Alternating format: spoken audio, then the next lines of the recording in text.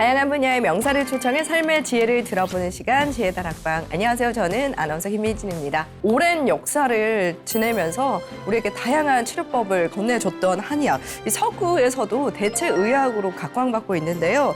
오늘 이 시간에는 우리가 미처 몰랐던 한의학의 치료 원리에 대해서 알아볼까 합니다. 지난 시간에 이어서 오늘도 한의사 신동준 원장님과 함께하도록 하겠습니다. 박수로 맞아주시기 바랍니다. 침으로 가능하고 한약으로 가능하고 뜸으로 가능한 겁니다. 근데 한의학에서는 엑스레이나 뭐 MRI 안 찍고 치료를 하시는데 어떻게 그게 가능한지 또 궁금해요. 4체질, 뭐 128체질. 바꿀까요? 안 바뀔까요? 저도 지금 바뀌질 않을 것 같아요. 바뀔 것 안 같습니다. 바뀐다 안 하고 바뀐다. 바뀐다. 체질에는 두 가지가 있습니다. 한의사분들이 체질을 바꾸는데 걸리는 시간 100일 정도를 보고 치료를 해드리는 것 중에 하나는 선천 체질과 후천 체질로 나뉘죠. 뭐 그러면 이해가 되네요.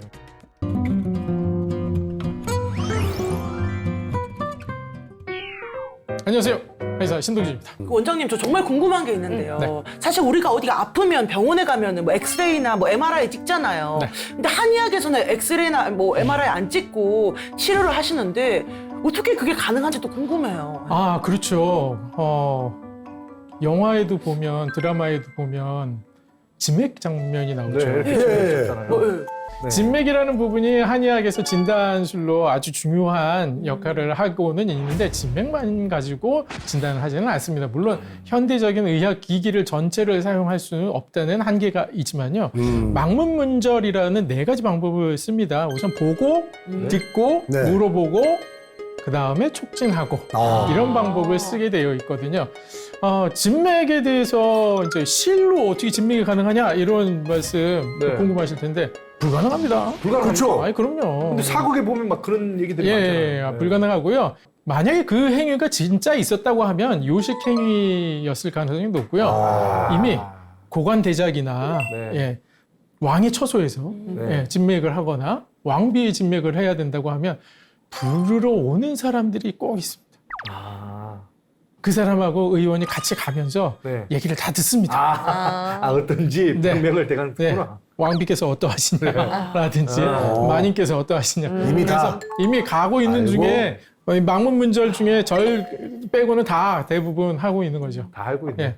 또 하나는 현대 과학의 진단기기들 요사이 한의원에서 사용되기 시작을 했습니다. 일반 한의원에서도 지금 초음파 진단기기 사용할 수 있게 되었습니다. 또 혈액 검사 기기도 사용하고 있고요. 그래서 점차 이 현대 과학 문물에 따른 진단기기들이 더 한의원에 사용되는 추세로 가게 된다면 아마도 많은 변화가 생기지 않을까 해서 기대가 큽니다. 가장 현대의학하고 한의학하고 이 두 가지 중에 그래도 한의사로서 이 부분은 정말 현대의학이 따라올 수 없다. 이런 부분이 하나 있죠. 그게 뭐죠? 뭐예요?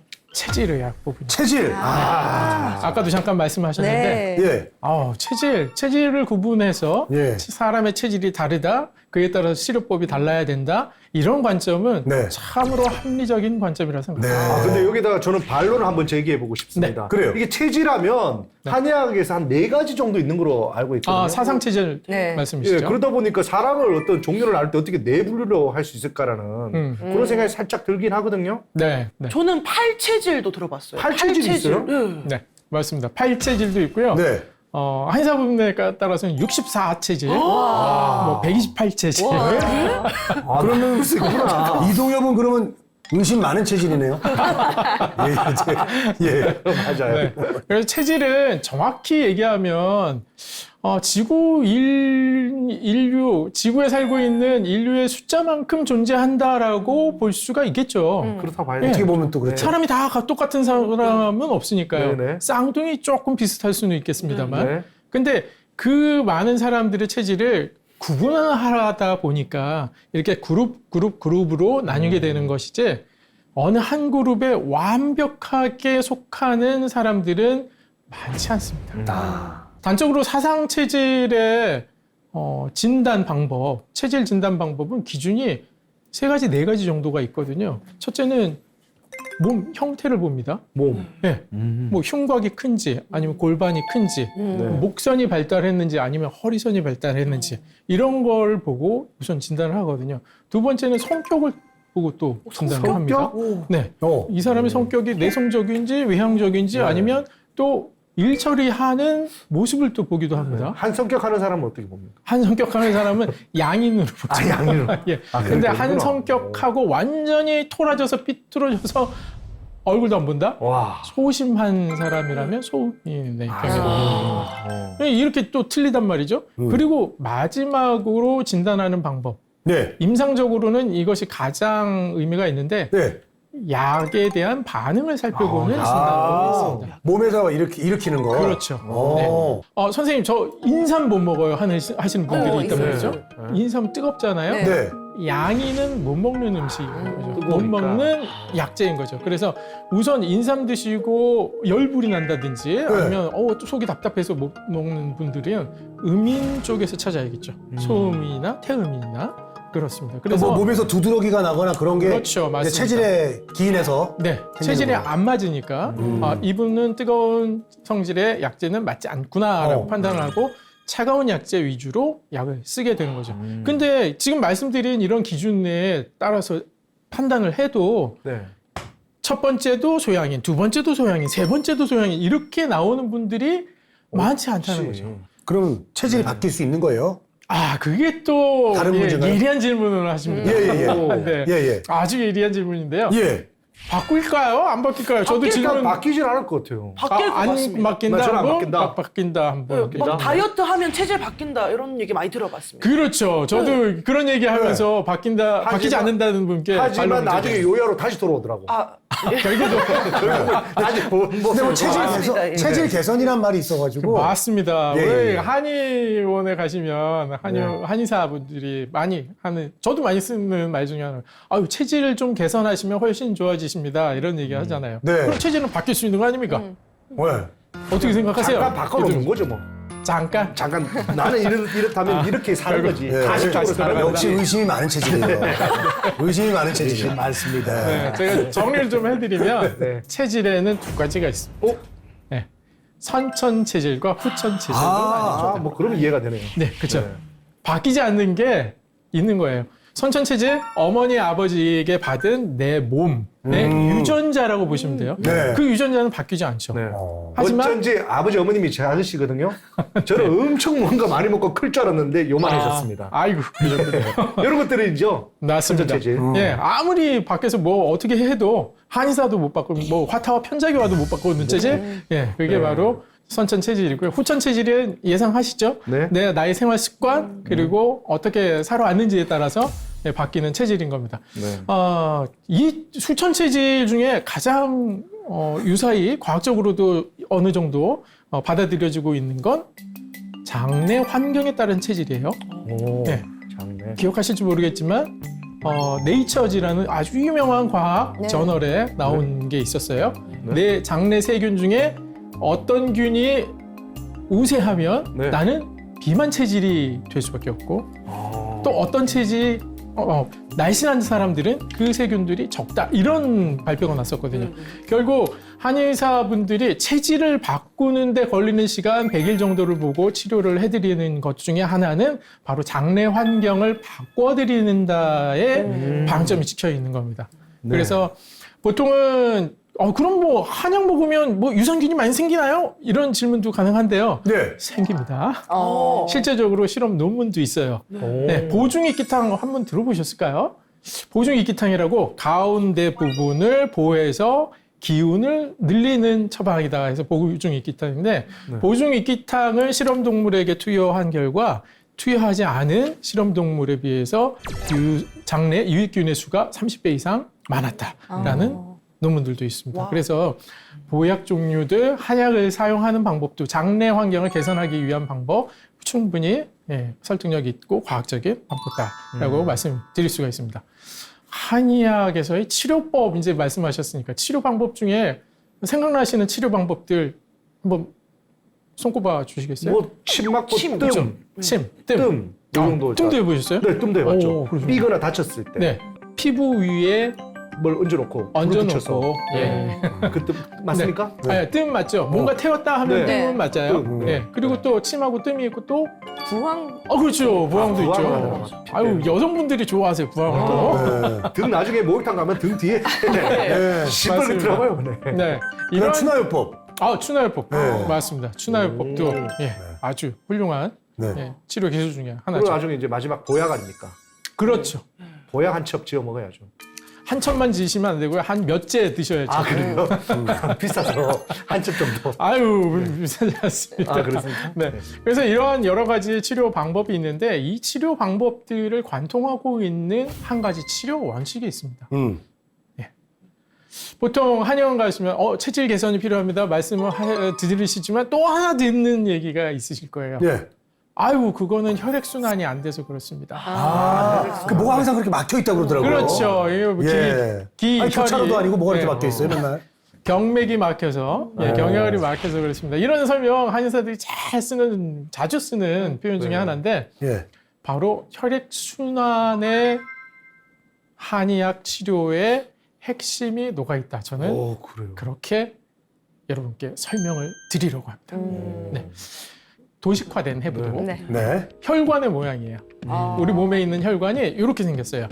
맨 위에 보면 머리, 팔 보이죠? 예. 그다음에 폐입니다. 그다음에 심장이 있고 그다음에 간이 있죠? 네. 그다음에 간 옆에는 창자가 붙어 있어요. 창자. 이 창자는 위, 소장, 대장, 십이장 다 포함된 겁니다. 그 아래로 콩팥이 보이죠? 네. 그 다음으로 하체, 하지가 보이실 거예요. 오. 우리 몸에 혈관들이 있잖아요. 네. 혈관이 혈액 순환을 하루 중에 어떻게 하는지를 먼저 설명을 드리도록 할게요. 네. 팔, 다리, 머리가 활동을 하고 있는 낮 시간 동안에는 혈액은 체표 쪽으로 가게 될 수밖에 없죠. 움직이는 곳으로 혈액을 가야 되니까요. 네. 근데 주무실 때는 어떻게 될까요? 팔, 다리, 머리 안 움직이잖아요. 네. 장기 쪽으로. 심장? 가죠. 심장. 그러니까 이 내장, 오장, 육부 중에 어느 장기가 그 낮 동안에 팔, 다리, 머리로 갔던 혈액들이 안으로 들어올 때 받아들일 수 있을까요? 퀴즈입니다. 심장 아니면 신장인데. 심장이 더 커지겠네요. 그러면 네. 없던 혈액들이 더 늘어나야 되니까 저는 그럼 혈압은 심장 막 올라가겠네요. 실컷 얘기해놓고 저는 신장으로 가겠습니다. 콩팥이요. 네, 콩팥. 네, 갑니다. 콩팥이 커질까요? 이렇게 막? 크지지 않더라도 어쨌든 찌꺼기들을 정리해야 될 시간이니까 잘 때 이제 찌꺼기들 정리해서 몸에다 배출시키지 않을까. 가능성 있는 생각이십니다. 괜찮았죠? 폐. 폐? 왜냐면 잘 때 호흡을 하잖아요. 그죠. 오, 그러니까 이제 그러네. 다 손발을 안 쓰더라도 폐 숨을 쉬니까 오. 폐 네. 쪽으로 좀. 숨을 쉬기 때문에 폐는 왜 저희 순대 같은 거 먹을 때 보면 이제 구멍 뽕뽕뽕뽕 뚫려지고 스펀지 같은 이런 네. 느낌? 네. 근데 그 빈자리들이 다 이제 공기가 들어가는 자리들이기 때문에 혈액이 들어갈 자리가 많지는 않아요. 아. 자, 심장 없어졌죠? 콩팥? 간. 아니요. 가능성 있지만 간이구나. 뺐죠? 아니요. 간이네. 그렇습니다. 간이에요. 간입니다.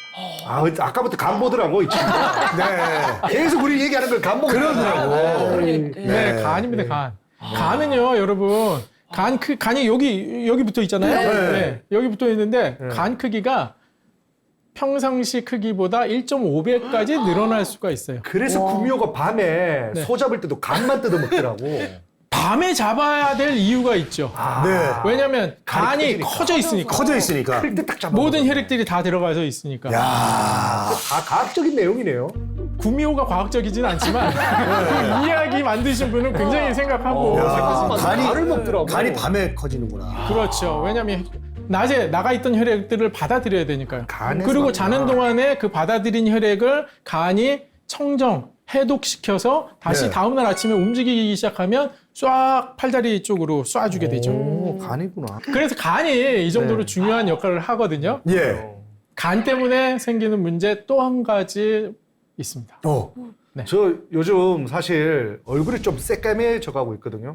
그래서 물어보니까 네. 간이 안 좋아서 그런 거 아니냐고 많은 분들이 맞습니다. 얘기하시더라고요. 가능성 있는 얘기죠. 근데 왜 간이 나쁜데 왜 얼굴이 새까매지나 이게 간이 실제로 나쁘세요? 모르겠어요. 저는 근데 지방간이 오랫동안 있었어요.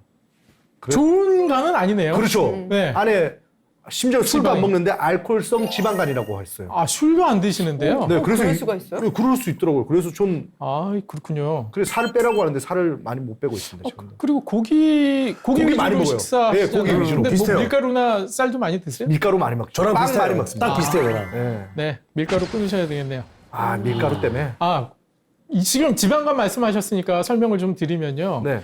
간은 스폰지처럼 혈액을 받아들인다고 했잖아요. 네. 그리고 충분히 받아들여야 다음날 해독이 잘 된 피가 몸을 흐르거든요. 네. 근데 지방간이라고 하면 그 간 조직 사이사이에 지방이 껴있는 거예요. 네. 그러면 맞아요. 빈 자리가 혈액이 들어갈 자리를 지방이 채우고 있겠죠. 네. 혈액이 다 못 들어가겠죠. 피곤하겠죠. 아, 피곤해. 다음날. 늘 피곤해. 그래서 얼굴색도 변하겠죠. 아, 그래서 새까매졌구나. 결국은 지방간을 해결하셔야 되는데 지방간 특이한 경우에 지방간 진단 나오는 경우가 있어요. 왜 굉장히 못 사는 예? 나라에 팔다리 삐쩍 마른 아이들 보신 적 있죠? 예. 배만 이만큼. 나왔어요. 맞아요, 맞아요. 맞아요. 아, 그게 물배구나라고 생각하시기도 하겠지만 예. 그 아이들 검사해 보면 간이 지방간이 나옵니다. 그래요? 왜요? 아, 먹는 게 없는데 왜 지방간이 나올까요? 제가 지금 거의 비슷하거든. 먹는 거 없는데 배가 고파. 많이 먹는 데네요. 많이 드시잖아요. 고기 많이 드시죠? 고기랑 밀가루를 그렇게 네. 드시면서. 예. 아, 그 이유는 간은 무슨 덩어리죠? 혈액 덩어리 말고 단백질. 그렇죠. 단백질 덩어리거든요. 단백질. 그래서 좋은 단백질을 먹어야 간병이 낫는다 이런 얘기가 있거든요.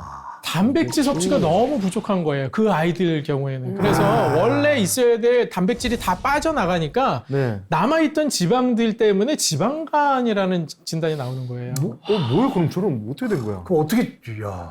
그런 경우가 있지만 우리 이동엽 씨는 그 네. 경우는 아니니까 아니죠. 고기를 맨날 말씀드리면 먹는데. 잉여 지방이 생긴 거예요. 잉여 에너지가 잉여 너무 지방. 많아서 고기를 드시건 밀가루를 드시건 둘 중에 하나만 드십시오. 아니면 그렇게 먹고 운동을 하든가. 그렇죠. 걷지도 않아요. 운동도 안 해요? 걷지도 않습니다, 이동엽은. 저는 엘리베이터 없으면 가지도 않습니다. 아, 예. 그럼 운동부터 시작하시면 딱 좋겠습니다. 편의점에 차를 끌고 갑니다. 집 앞에 그러면 안 안 되죠. 네. 간이 왜 낮에 나가 있던 혈액들을 받아들인다고 얘기했잖아요. 네. 우리 선조분들은 이런 건 사실은 어떻게 알았나 몰라요. 네. 혹시 불면증이 있으신 분들이 있다면 예. 간 문제일 수 있다고 생각해봐야 됩니다. 왜냐하면 잠이 오는 과정 자체는 낮에 나가 있던 팔다리 머리에 있던 혈액들을 간이 끌어당겨서 잠이 오기 시작한다 이렇게 표현하고 있거든요. 네. 굉장히 선지자들 아니십니까 그분들? 우와. 예, 이런 사실을 어떻게 아셨는지. 그래서 간이 혈액들을 끌어당기지 못하면 머리에 혈액이 남아있기 때문에 잠이 오지 않는 거예요. 저 그래서 잠을 못 자거든요. 아, 그러세요? 네. 지방간 지방간 때문에. 없애시면 잠까지 해결되실 가능성이 있다는 거죠. 저는 일단 잠은 드는데 새벽에 좀 두어 번 깨요. 아, 중간에 좀 깨신다. 예, 그거는 네. 뭐 간면증인가요? 네, 중간에 깨시는 경우 소변 때문에 깨시는 거라면 뭐 네. 전립선 문제겠고요. 아. 그게 아니라고 하면 중간중간에 혈당이 조절이 안 될 때도 깨는 경우들이 있습니다. 저는 요거 조금 번외적인 건데 꿈을 자주 꾸는 게 좋은 겁니까? 안 좋은 겁니까? 나쁘지 좋진 않을까요? 않죠. 좋진 않은 거예요? 예. 근데 꿈을 기억하진 않죠. 그거 뭐 꿨다는 잠깐 사실- 생각났다가 하나도 기억 안 나요. 그렇죠. 예. 꾼 것 같다 정도 네. 생각을 하실 텐데요. 네, 네. 꿈을 꾸고 기억이 조금이라도 남는 것도 깊은 잠을 못 잤다는 거거든요. 그래서 그렇구나. 아무 생각 없이 꿈도 없는 잠을 주무셔야 깊고 편안한 잠을 그래, 그래. 주무셔야 근데 우리 아이들한테 꿈과 희망을 가져라는데 꿈을 아니 그게 무슨 꿈이에요, 그 꿈이? 그런 꿈을 가지셔야죠. 그래서 오장육부와 말씀드렸는데 여기서 또 한 가지만 더 체크하실 것. 예. 간에 연결되어 있는 창자가 중요합니다. 창자. 네. 여기 보이는 창자에 생각하시는 모든 소화기관은 다 들어가 있는 거예요. 네. 나머지 위하고. 중에 소화기관이라고 얘기할 만한 거 하나도 없죠. 네, 콩팥 위랑 아니죠. 뭐 없어요. 심장 당연히 아니죠. 폐도 아니죠. 네. 위장, 십이지장, 네. 소장, 대장, 네. 직장까지 짱. 다 창자예요. 아, 창자. 그 혈액은 어디로 갑니까? 바로 심장으로 못 올라가요. 네. 간을 거쳐서만 가게 되어 있어요. 아, 간이 중요하네. 그래서 간이 굉장히 중요해요. 진짜 중요하네. 네. 소장에서 흡수된 영양분들은 영양분만 들어오기 힘들겠죠. 같이 바이러스 같은 것들도 세균 같은 것들도 들어올 가능성이 있죠. 그래서 간은 그러한 세균들을 잡아내는 보호 세포들이 따로 있습니다. 그 쿠퍼셀이라고 합니다. 그래서 무슨 쿠퍼 프로젝트 뭐 이런 네. 광고도 있지 않습니까? 네, 네. 간 건강하게 하는 그런 광고인 거죠. 이것도 그게 중요해서 말씀을 드린 거고요. 이 정도 되면 웬만한 해부학적인 혈액순환 지식은 많이 습득을 하신 겁니다. 이 중에서 뭐 힌트가 이 중에서 퀴즈 하나 또 드리자면 네. 좋아요. 혈액이 정체된다고 하잖아요. 네. 어디 막혔다라고 얘기해요. 네. 어디가 막힌 걸까요, 도대체? 동맥이 막히겠어요? 정맥이 정맥이 막히지. 하지 정맥 있잖아요. 하지 정맥 유. 류. 네. 그왜막막 네네네. 나오잖아요. 맞습니다. 예. 맞습니다. 동맥 막히니까. 아니에요? 동이 움직일 동인데. 그렇죠. 동맥경화 있잖아요. 그러네. 네. 동맥경화도 막히는데. 동맥 같아요, 저도. 예. 동맥경화. 대동맥. 막히는 건 어디든 막힐 수 있습니다. 예. 그렇다면 어디가 위험하겠어요? 동맥이 막히는 게 위험합니다. 그렇죠. 네. 왜냐하면 동맥은 혈압 자체가 뭐 120 넘는 혈압들이 가는 혈관이기 때문에 여기가 막혀 있다 그러면 어딘가 터질 수밖에 없기 네. 때문에 동맥 막히는 건 위험해요. 근데 정맥은 막혀도 우회로들이 있기 때문에 그리고 정맥 자체는 혈류가 빠르지 않아요. 네, 모세혈관을 다 지나서 모인 혈액들은 천천히 올라가요. 그러면 넓이를 용적을 따져보자고요. 용적은 어느 게 더 크겠습니까? 동맥이만 크겠습니까? 정맥이만 크겠습니까? 동맥이 클 거예요. 다 합쳐보면 정맥이 좀 더 많다고 봐야 돼요. 정맥이요? 동맥은 탄력이 굉장히 있죠. 왜냐하면 혈압을 다 견뎌내야 네. 되니까. 근데 정맥은 탄력이 별로 없어요. 네. 그냥 주변 조직이 누르고 있으면 짜부러지고 주변 조직이 늘어지면 늘어나 있고 이런 상황이에요. 그래서 한의사들이 혈액순환을 중요시할 때 가장 동맥이냐 정맥이냐를 놓고 판별할 때는 정맥에 대한 정맥. 혈액순환을 더 중요하게 생각합니다. 한의사들은 혈액순환을 어떻게 조정할 것이냐의 문제가 다음에 나오는 겁니다. 머리, 폐. 좀 더 간단하게 만든 모식도인데요. 자, 우심방 글자 찾아보세요. 있죠? 보입니다. 네. 왼쪽에. 우심방에 위아래로 들어오는 화살표 있죠? 네. 이게 정맥이에요. 대정. 크게 두 개가 있죠. 정맥. 대정맥하고 대정맥 그리고 대정맥입니다. 상하에 하나씩 있거든요. 그리고 그 아래로 보면 간에서 나오는 길 하나 있죠.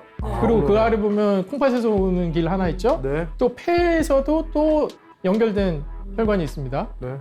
1, 2, 3, 4를 적어놓은 게 바로 한의사들이 주요하게 생각하는 길이에요. 네. 비유를 해서 말씀드리자면 외곽순환도로 두 개가 있고 내부순환도로 두 개가 있습니다. 외곽순환도로는 머리로 가는 거가 하나가 있고요. 다리 쪽으로 가는 게 하나 있어요. 근데 다리로 가는 건 골반과 연결돼 있어요. 내부순환도로는 두 가지가 있는데 나누는 방법 횡격막 기준. 횡격막 기준으로 위에 내부순환로 하나, 아래 내부순환로가 하나가 있는 거예요. 정체가 일어났습니다. 정체가 일어나면 혈액 정체가 일어난 거죠. 그럼 어디든 문제가 생기기 시작했다는 거예요. 네. 그렇다면 만약에 내가 두통이 생겼네요. 1번 순환로에 문제가 생겼죠. 네. 어떻게 해결할까요? 정체가 생긴 도로를 우회시키는 방법이 필요하죠. 그렇죠. 우리가 길 가다가 길이 한쪽이 막혔으면 돌아가야지. 도로공사 교통안내방송에서 네. 그 길 막혔으니 어느 길로 가세요라고 안내해 주죠. 예. 근데 그 안내도 중요하다는 거예요. 왜냐하면 안내에서 우회로로 들어갔는데 거기도 또 다 차들이 몰려서 막히면 안 되잖아요. 네. 그래서 지금 가장 잘 뚫려 있는 도로로 차량들을 모아줄 필요가 있는 거예요. 예를 들겠습니다. 제가 머리가 아픕니다. 근데 자 2번 순환로는 폐, 3번 순환로는 소화기예요. 제가 소화는 자신 있어. 머리가 아파. 근데 기침을 좀 해요. 폐는 좀 약한 것 같아요. 네. 그럼 어디로 우회시켜야 돼요? 3번으로 가야죠. 그렇죠. 3번 우회로로 혈액을 돌려줘야죠. 한의학적 치료 방법은 바로 이거예요. 네, 내가 머리가 아프면 이분이 소화가 괜찮으신지, 소화기 쪽의 혈액순환로가 튼튼한지, 아니면 흉곽 쪽의 혈액순환로가 튼튼한지, 아니면 다리 쪽이 튼튼한지를 판단해서 그쪽으로 혈액을 모아주는 것. 그러면 머리에 생긴 정체가 풀리면서 두통이 사라지는 거죠. 이런 방식을 쓰는 게 한의학적인 치료 원리라는 겁니다. 방식은 네. 그 아까 말씀드렸던 네 가지 침으로 가능하고 한약으로 가능하고 뜸으로도 가능한 겁니다. 예, 이런 방식을 쓰는 거죠. 이게 굉장히 합리적인 방식 아닙니까? 네. 실제로 한약을 보면요. 한약 이름 딱 있고 그 옆에 귀경이라고 적혀 있어요. 예. 귀경은 귀, 돌아갈 귀자. 예, 귀경길. 예, 맞습니다. 예. 그때 경은 이제 뭐 고향이나 서울을 얘기하지만 경은 경락이에요. 경락. 그래서 귀경을 보면 폐 이렇게 써 있는 건 폐로 가는 약인 거예요. 예. 그 약이 예. 위 써 있으면 위로 가는 약이에요. 위로 가는 약. 위로 가는구나. 예, 예. 콩파 써 있으면 콩팥으로. 이렇게 약마다 우리 선조들은 다 귀경을 적어 놓으셨어요. 어떻게 알았을까? 네, 그러니까요. 그거 어떻게 하셨을까요? 그럼 저희들이야 감사하게 쓰고 있을 예. 뿐이죠. 어떻게 그렇게 그걸 네, 연구를 그래서 하셨죠? 만약에 위장 쪽에 혈 순환로를 넓혀줘야겠다. 그러면 따뜻한 약을 써야겠어요? 찬 약을 써야겠어요? 위장. 따뜻한 넓혀줘야 되니까. 넓혀줘야 돼? 따뜻한 거. 따뜻한 거죠. 따뜻한 약을 쓰면 넓혀지는 거예요. 네. 반면에 찬 약도 있어요. 네. 위로 가는데 찬 약도 있다니까요. 그 경우는 위를 좁혀주는, 좁혀주는 줄여주는 거예요. 그런 아유, 약이겠죠. 참. 이런 걸 조합을 해서 처방을 하는 게 한의사들인 거예요. 야, 아까도 말씀드렸죠. 혈액순환이 가장 중요하다. 첫 번째 치료법. 네. 한의학 치료 원리 중에 하나 혈액순환, 두 번째 치료 원리 체질의학. 예, 체질의학에 체질의학. 대해서 설명 좀 드리도록 하겠습니다. 치질. 아니 근데 그 체질이랑 이 혈액 순환이랑은 또 무슨 또 관련이 있는지 궁금해요. 아, 그렇죠. 아까 이제 사상체질 말씀드릴 때 어디가 더 발달됐다라는 체형으로 따질 때 네. 그런 골반. 얘기 했었잖아요. 그 발달된 부분으로 혈액순환이 더 잘 되는 체질이다라고 판단할 수가 있어요. 사상체질에서는 그래서 간대 폐소 이런 얘기를 합니다. 간이 크고 폐가 작다 이런 얘기를 하는데 그것도 간 쪽의 혈액순환은 원활하고 폐 쪽의 혈액순환은 원활치 않구나라고 해석할 수가 있거든요. 그거 외에도 아까도 말씀드렸지만 체질의학 사상체질이건 팔상이건 64체질이건 나누기가 쉽지가 않다. 전문적으로 배우셔야 그래도 확률이 높아진다. 근데 지금 이 짧은 시간에 여러분들에게 체질 나누는 방법 제가 알려드리려고 준비해서 나왔거든요. 네. 가장 간단하고 가장 합리적인 방법으로 여러분들 체질을 나눠드리겠습니다. 예. 좋아요. 어떻게 해요? 방법. 좋습니다. 뜨거운 체질과 찬 체질. 우선 이거 두 개로 나누세요. 예. 보통 내 체질이 뭔지 좀 알려주세요라고 오시는 분은 네. 내 몸에 맞는 음식이 뭔지 궁금해서 오시는 분들이 많아요. 왜냐하면 내 체질에 맞는 음식을 먹으면 건강하고 그렇지 않으면 건강을 잃게 되겠다라고 생각하시기 때문이거든요. 근데 사상체질 나누다 보면 겹치는 것도 많다고 말씀드렸죠. 네. 우선 이 두 가지만 가지고 시작을 하세요. 네. 내가 뜨거운 체질이야. 그러면 당연히 차가운 음식이 좋겠죠. 예. 차갑다는 건 온도가 차갑다는 의미도 있지만 성질 자체가 찬 것도 성질이. 있어요. 예, 성질이 차갑거나 온도가 차가운 음식이. 네. 그리고 내가 찬 체질이야. 그러면 온도가 뜨겁거나 뜨거운 성질이 체질. 뜨거운 음식을 드시는 게 맞겠죠. 자, 그렇다면 과연 내가 뜨거운 체질이고 차가운 체질은 뭘로 구분을 해야 되느냐? 그거 어떻게 알 수가 있는 어떻게 거예요? 알아요? 몸에 열 많은 사람. 1차적으로 몸에 열이 많으면 뜨거운 체질이죠. 스스로 아는 사람들은 정말 조금 극단적으로 가 있으신 분들이죠. 손발이 계속 차고 아랫배도 차요. 네. 그러면 찬 체질 가능성이 거의 그래요? 99%죠. 근데 선생님 저는 반대로 손발은 엄청 뜨겁거든요. 네. 근데 아랫배는 엄청 차가워요. 엄청 뜨겁고 엄청 차갑고요. 네. 그거는 잘 때 이불을 안 덮고 자서 그래요. 아니 그냥 아까 계속 말씀드리죠. 네. 지방간 있으시죠. 네. 간이 혈액을 못 당기죠. 네. 그럼 팔다리에 가 있던 혈액이 안 들어오면 계속 여기 남아 있겠죠. 아이고야. 네. 결국은 안으로 그냥 뭘로 가도 다 간이네요. 무조건 간이네. 지금 더 이상 뭐 얘기할 필요 다이어트를. 네, 맞습니다. 더 다이어트 하세요. 조심해. 지방간. 이동 씨 빨리 입원하세요. 야, 저 체질도 못 찾겠네 지금 간 때문에. 자, 뜨거운 체질인지 차가운 체질인지 아실 수 있는 방법, 가장 간단한 방법 중에 하나는 네. 대소변을 판별하는 겁니다. 대소변? 그거 어떻게 해요? 그래요? 신기하다. 제가 변비예요? 네. 그럼 제 몸이 찬 거예요? 뜨거운 거예요? 차가운 거 차가운 같아. 거.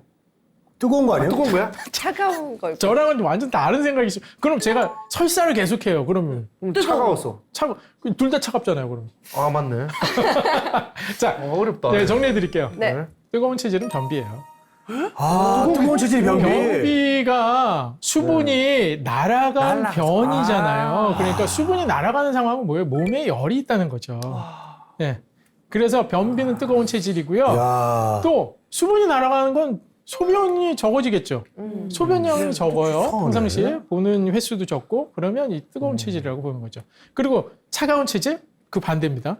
설사를 많이 한다. 그리고 소변량이 많다. 근데 요 체질인 경우는 변비나 설사가 병적으로 나타나는 경우를 얘기하는 게 아니에요. 내가 2, 3일에 한 번씩 변을 보지만 내 컨디션은 아주 좋아. 네. 이런 분이 있어요. 네. 내가 하루에 2, 3번씩 변을 보는데 내 컨디션은 아주 좋아. 네. 이런 분들이 있단 말이죠. 네. 그런 분들의 경우에도 뜨거운 체질, 차가운 체질이 그렇게 분류가 되는 거예요. 또 변비냐 설사냐를 나누는 기준도 내 컨디션이 괜찮으면 병적인 변비나 병적인 설사라고 보지 않습니다. 체질을 알았어요. 그럼 음식이 차가운 거 뜨거운 거 차가운 거 갈라야 먹어야 되잖아요. 되네. 그죠? 뜨거운 음식은 그러면 어떻게 찾을까요? 온도 말고. 차가운 음식과 뜨거운 음식. 뜨거운 음식. 먹으면 색깔로? 열이 나는 거가 뜨거운 음식. 맞습니다. 그래서 뭐 매운 음식은 당연히 뜨거운 음식에 뜨거운 들어가겠죠. 근데 조금 다른 거 있어요. 예, 냉이 같은 것들. 네. 예, 마늘, 파. 와사, 겨자. 네, 고추냉이. 고추냉이. 네, 이런 것들 성질이 조금은 다르긴 하죠. 마늘, 파 이런 것도 맞고요. 예. 스님들은 안 드시는 음식 있죠. 오신채라고 있어요. 아, 네, 오신채요. 오신채? 네. 오신채, 5가지 아세요? 오신채 알죠? 오신채요? 처음 들어봐. 저 처음 들어오는데. 5가지 매운 채소라고 해서 채소. 오신채가 있습니다. 오신채. 고추, 마늘, 네, 파, 달래, 흥거, 한 거. 네. 흥 거요? 부추 들어가고요. 부추? 예. 부추 맞아, 부추. 달래까지는 아실 텐데 흥거는 흥거요? 뭐가 예. 흥거네요? 흥 거가 뭐예요? 달래 비슷한 종류. 새 거 말고, 흥거. 네. 새거 말고. 흥거. 새거 말고. 흥거라고 흥거. 합니다. 그럼 흥거. 당근이잖아요. 그래서 스님들도 이 뜨거운 음식 안 드시는 이유가 있긴 한데, 예, 성질이 조금 올라간다고, 예, 마음을 다스리는데 정진하는데 도움이 안 되신다고 해서 이제 피하시는 그 음식 중에 오신채. 하나죠. 자, 뜨거운 음식 그러면 알아보는 방법 힌트 드리면 에너지 소비가 잘 되면 열이 나겠죠. 네. 예, 에너지 소비 잘 되는 음식들 고기, 단백질. 계속 우등생. 오, 단백질 맞네요. 단백질. 아. 에너지원이라고 얘기하는 것들은 뜨거운 네. 음식으로 기본적으로 보시면 돼요. 예. 근데 지방도 에너지원으로 사용되기도 하거든요. 네, 맞아요. 근데 차가운 음식에 지방 식이섬유가 들어간 이유는 변을 묽게 하기 때문입니다. 예. 그래서 차가운 음식 지방 식이섬유, 뜨거운 음식 단백질, 포도당 이렇게 해놓으면 네. 아까 보셨던 뜨거운 체질, 변비 있으신 분들은 차가운 음식 식이섬유 많이 드셔야 된다는 거죠. 네. 딱 연결이 되죠. 네, 지방이랑. 예, 설사 많이 있으신 분들은 차가운 체질의 분들은 단백질하고 포도당, 탄수화물. 예, 탄수화물류 적절히 섭취하셔야 된다. 이렇게 볼 수가 있는 거죠. 이렇게 뜨거운 음식과 차가운 음식을 말씀드렸고 체질을 말씀드렸는데 아주 간단하지만 이게 여기서부터 시작하시면 됩니다. 그런데 궁합이라는 게 또 있단 말이죠. 궁합. 음식 궁합. 네. 네. 일반적으로 얘기하는 음식 궁합들이 어떤 원리에 의해서 만들어진 것인지 설명을 좀 드리자면 궁합이 좋다라고 하는 건 차가운 것과 따뜻한 게 같이 들어간다. 합쳐졌을 때 궁합이 좋다고 얘기해요. 그래서 네. 보쌈 먹을 때 그 젓갈, 그 새우젓 딱 찍어서 먹잖아요. 그거 궁합이 좋은데 차고 뜨거운 것의 기준은 아니에요. 아, 아니에요? 네. 오. 그것은 새우젓이 단백질 소화 작용이 있기 때문에 그렇습니까? 좋다는 차고 거고요. 뜨거운 거 아니었어요? 네. 궁합은 그래서 차가운 음식과 뜨거운 음식을 같이 합쳐 놓아서 그럼 성질이 뭐가 되겠어요? 열성이 되겠어요? 한성이 되겠어요? 중성. 중성이 되는 가운데. 겁니다. 그래서 좋은 그 음식 궁합이라는 건 중성의 음식을 얘기하고 음식이라는 건 우리가 계속 먹어야 되잖아요. 100년 이상 먹어야 되는 게 음식 아닙니까?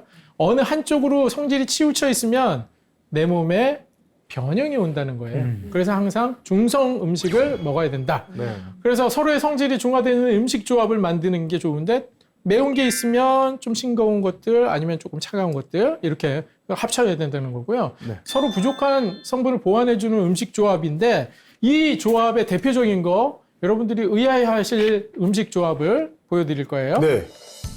중성으로 만드는 음식 궁합의 예는 이렇게 됩니다. 붉은색 오. 고기를 드실 때는요. 예. 뿌리 채소가 어울리고요. 흰색 생선을 드실 때는 잎채소가 어울립니다. 저는 반대인 줄 알았어요. 반대죠. 우리 쌀 먹을 때 그렇게 먹는데. 그러니까. 돼지고기 숯불 구워서 쌈채소가 나오면 그 대부분 잎사귀죠. 네, 네. 네. 쌀이죠. 예. 뿌리 채소는 뭐예요? 깻잎. 예. 무죠. 물 먹는다고요? 무, 당근. 무를 이런 거, 싸먹기도 양파. 해요. 무. 예. 싸먹긴 그렇죠. 하지만 무쌈. 무쌈. 그래서 고기는 빨리 붉은 고기는 무쌈에 쌈을 드시는 게 궁합적으로는 맞다는 거예요. 무쌈 좋아요. 네. 근데 붉은 고기도 구워버리면 허해지잖아요.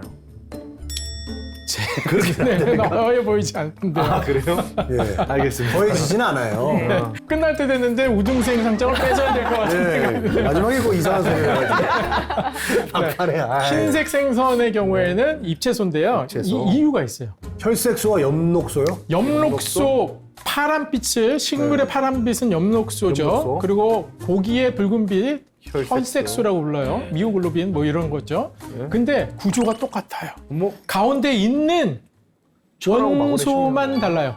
가운데 이게 포르피린 4개 분자의 구조, 햄 구조라고 하는데 가운데 네. 철이 있으면 빨간색이 나타나고요. 빨간색. 마그네슘이 들어가면 초록색이 나타나요. 초록색. 그래서 엽록소는 피하고 같다고 봐요. 이 설명을 들으시면 아까 보신 왜 붉은색 고기와 잎채소를 궁합이 맞다고 얘기하지 않는지 아시겠죠? 네. 예, 같은 성질이라서 그럽니다. 음식 궁합에 이런 경우를 말씀드린 거고 이건 중성이라는 뜻이잖아요. 네. 근데 약으로 쓸 때는 이렇게도 씁니다. 붉은색 고기하고 잎채소를 드셔야 될 분이 있어요. 나.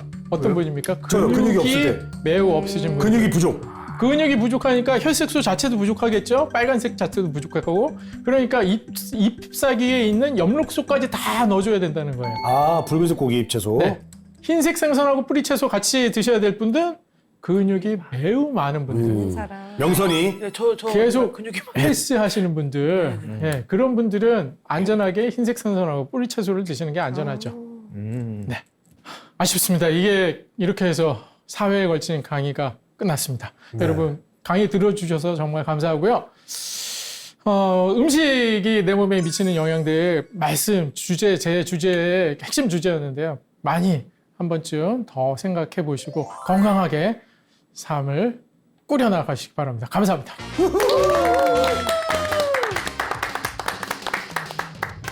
네, 건강에 이상이 없다고 혹시 안심하고 계시나요? 건강은 건강할 때 잘 챙겨야 합니다. 4주간 배운 정보들로 하루하루 더 건강해지시기 바랍니다. 오늘 지혜 다락방은 여기서 마무리하도록 하겠습니다. 다음 주 이 시간에도 알찬 강연으로 찾아뵙도록 하겠습니다. 함께해 주신 여러분 고맙습니다.